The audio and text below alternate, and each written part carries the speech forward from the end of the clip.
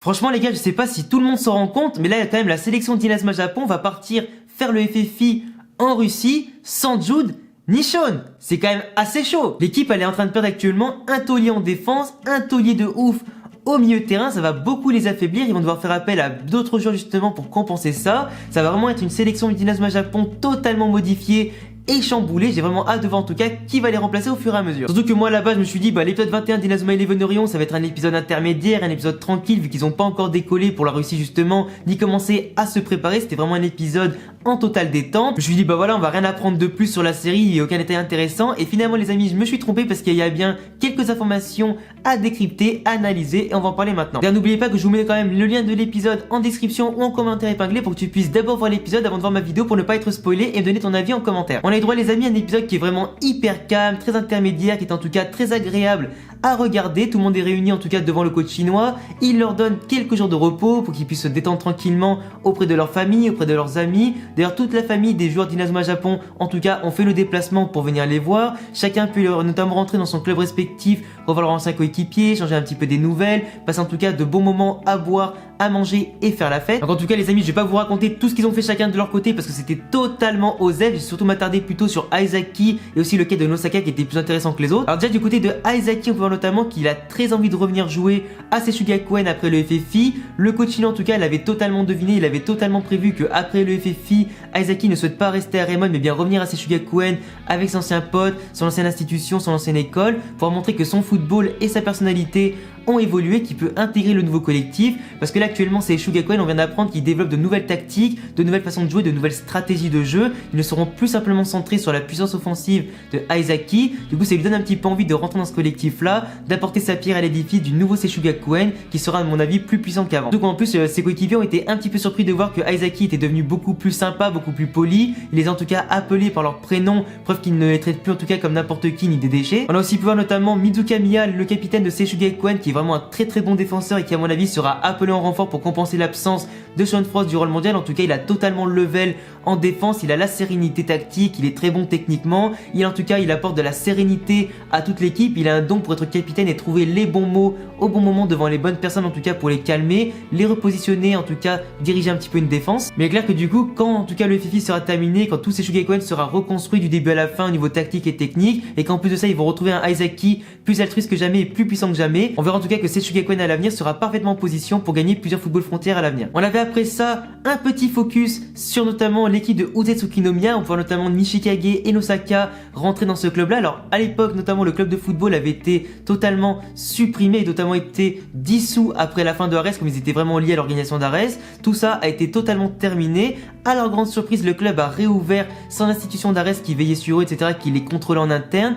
Tous les anciens joueurs, en tout cas, même ceux qui étaient partis durant la dernière saison, sont revenus. Tout le monde, en tout cas, veut développer un vrai football. Tout le monde veut s'amuser ensemble. Tout le monde veut retrouver les joies du football et créer un club, du coup, sans organisation derrière et vraiment avoir de vraies valeurs et des institutions. Et c'est justement, les amis, juste à ce moment-là qu'on apprend que Sean, en arrivant à l'aéroport ou la gare ou peu importe, quand il y a Hayden qui vient le chercher, on apprend à ce moment-là que Sean ne pourra pas aller au mondial et que bien sûr Hayden, qui a été confirmé notamment dans le dernier Inazuma Walker, va le remplacer dans l'équipe. Alors bien évidemment Hayden ne jouera pas en défense, il sera plutôt au milieu de terrain ou sur un côté ou du moins en attaque. Il va en tout cas apporter sa pierre à l'édifice, on le voit beaucoup moins jouer en défense, c'est bien sûr normal.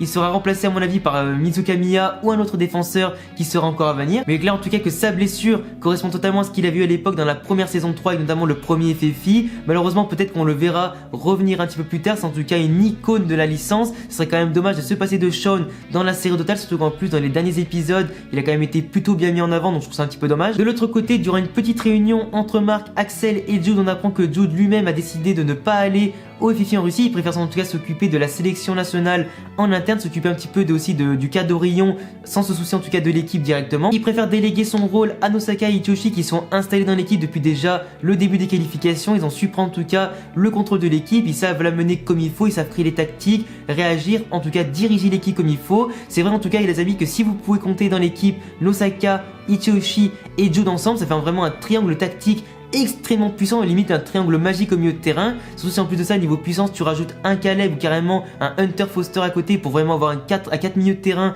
qui sont exceptionnels. Et vous comprenez très bien que si Jude revient, c'est forcément Asuto qui va partir sur le banc, ce qui serait vraiment très problématique déjà pour la série, pour le côté un petit peu qu'on appelle ça le côté logique en tout cas de la série. Tu peux pas mettre un personnage principal comme ça sur le banc, ça poserait en tout cas beaucoup de problèmes au niveau de l'éthique, au niveau de la série, du scénario et surtout au niveau du personnage principal. Même si je vous avoue quand même qu'avoir un milieu de terrain aussi badass que ça avec la présence de Jude, ça fait quand même un petit peu chier de ne pas l'avoir, mais peut-être qu'à mon avis dans les jeux vidéo d'Inazuma Eleven Orion, on aura la possibilité de sélectionner qui on veut, de faire l'équipe qu'on veut pour justement intégrer Jude ou pas. On apprend d'ailleurs juste après que Axel Bless sera lui bien présent, on le voit d'ailleurs dans l'avion, dans la preview de l'épisode 22, donc forcément Axel sera présent. Il n'est pas encore totalement rétabli au niveau de sa jambe pour jouer un match à 100% ou du moins réutiliser la Street Sword. On attend en tout cas de voir quand il va la transmettre, à qui va la transmettre et s'il va pouvoir jouer ou pas durant le mondial. On sait que Aiden en tout cas va remplacer Sean au niveau numérique et pas en termes de poste. On sait également que Byron Love alias Aphrodite pour les intimes sera également présent. Il nous reste encore 3 joueurs à découvrir. On pense que ça va être Mizukamiya vu qu'en plus de ça il a été un petit peu mis en avant dans cet épisode là. Peut-être que Sam Ford va aussi rejoindre l'équipe au milieu de terrain pour un petit peu aider, peut-être même aussi en défense, parce qu'en tout cas il a un bon lien avec notamment Nathan, donc ça serait quand même pas bête de le voir là. Il a aussi été beaucoup mis en avant par rapport au fait que c'est devenu le nouveau capitaine en tout cas de la Royal Academy, donc ce serait quand même pas bête d'intégrer un joueur comme ça au niveau d'expérience et de caractère dans l'équipe. On sait évidemment que Asuto se pose beaucoup plus de questions maintenant sur son père, il a très envie en tout cas de le rencontrer. On sait que son père a quitté sa mère, enfin pas forcément quitté, mais il a abandonné sur l'île avec Asuto pour partir faire son rêve, ou du moins accomplir son rêve de devenir un footballeur professionnel, qui a beaucoup travaillé à l'étranger, qui était en tout cas un footballeur assez puissant. Il était parti sans jamais revenir. On voit justement avec quand même pas mal de théories que le vice-président d'Orion vient vers lui, qui lui pose quand même pas mal de questions sur lui, que d'un seul coup il se met à avoir quand même beaucoup d'intérêt pour Asuto. Il lui pose quand même beaucoup de questions sur son passé, sur ses envies, sur pourquoi il a envie de jouer au football, pourquoi il veut continuer, pourquoi il veut devenir plus fort. On avait les théories comme quoi le vice-président d'Orion serait peut-être le père caché d'Asuto, vu qu'en plus de ça c'était un ancien joueur professionnel comme par hasard, histoire un petit peu d'avoir des coïncidences. Mais malheureusement à chaque fois que Asuto lui dévoilait son passé, il n'y avait pas forcément de réaction positive ou négative du côté du vice-président d'Orion, donc on peut peut-être se poser la question que c'est pas forcément lui son père, mais peut-être qu'il était en contact avec son père, ou du moins qu'il a peut-être joué avec. En tout cas on voit que Asuto ne manque pas de motivation, il a envie de progresser dans le football dans tous les points, devenir un joueur aussi complet et aussi puissant que Clario pour justement remporter le FFI, amener le Japon au firmament du football, les amener en tout cas le plus haut possible pour viser le sac, même si bien sûr le vice-président d'Orion lui dit que le football qu'il connaît est totalement différent dans le monde entier, qu'ils vont devoir aller au-delà de grands dangers au niveau footballistique bien évidemment, parce que le football là-bas est plus courant à l'international qu'au Japon eux-mêmes, donc forcément ils vont devoir beaucoup progresser, beaucoup s'entraîner, serrer les dents et justement se battre un maximum pour l'emporter. En tout cas les gars, à la fin de l'épisode on a eu droit notamment à une petite discussion sur un bateau entre Lee et le coach chinois, où justement on voit justement une grosse phrase de mise en danger, comme quoi le coach chinois leur a laissé du repos pour profiter de leurs amis, de leur famille un maximum, parce que peut-être qu'après le FFI, ou du moins durant le FFI, ils ne pourront plus jamais revenir au Japon. Donc est-ce qu'en tout cas il va y avoir de gros dangers? Est-ce que Orion va faire des coups bas? Est-ce que certains joueurs vont finir en mauvais état? Est-ce que certains joueurs vont crever? Ça à mon avis ça m'étonnerait, mais on sait jamais. Est-ce qu'il va se passer des choses hyper hardcore dans le scénario les amis, quand ils vont mettre le pied en Russie? Ça s'annonce en tout cas extrêmement lourd et épique, avec un scénario plein de rebondissements. Donc en tout cas les amis, pour résumer l'épisode, c'est un épisode intermédiaire, agréable à suivre, avec pas mal d'informations en tout cas cachées entre les lignes, pas mal d'infos également par rapport à l'avenir de l'univers, en tout cas par rapport aux écoles qui se reconstruisent, les équipes en tout cas qui se refondent et qui vont en tout cas essayer de progresser ensemble, certains joueurs qui ne participeront pas au FFI, d'autres si. On verra en tout cas ça les amis dans les prochains épisodes qui s'annoncent hyper épiques. Donc en tout cas les gars, j'espère que vous avez kiffé ma review analyse, j'espère en tout cas que cet épisode vous aura plu. Je vous ai bien sûr mis un lien de l'épisode en description ou commentaire épinglé pour le voir avant de voir ma vidéo. Tu peux maintenant me donner ton avis en commentaire si tu as déjà vu l'épisode et ma vidéo. Je te laisserai évidemment mettre un gros pouce bleu et t'abonner si tu kiffes mon travail sur Inazuma Eleven. Je compte bien sûr sur toi pour cocher la cloche pour recevoir toutes les notifications à l'avenir. Tu as les liens de tous mes réseaux sociaux en description. Et à bientôt pour une prochaine vidéo. Ciao.